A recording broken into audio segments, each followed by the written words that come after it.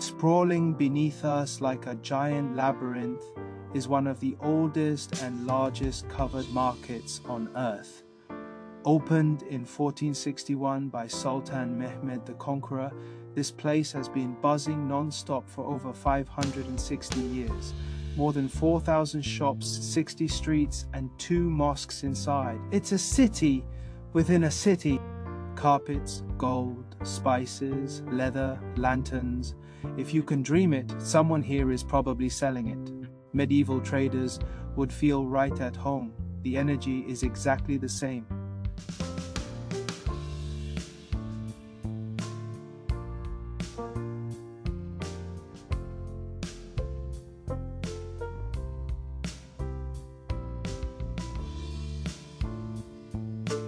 Swinging around now to the stunning mosque right beside the Grand Bazaar, the Nur Osmaniye Mosque.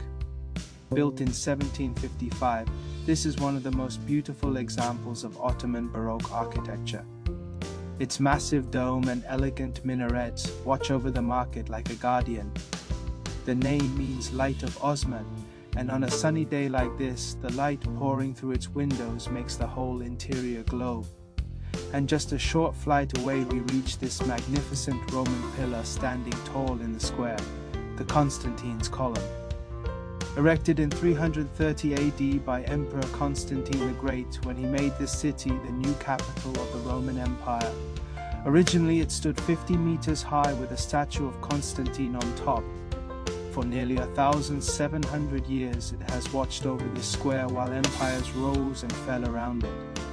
Today it's surrounded by locals drinking tea, tourists taking photos, and the endless rhythm of Istanbul life. From Roman Column to Ottoman Bazaar to modern chaos, this small area contains more history per square meter than almost anywhere else on the planet.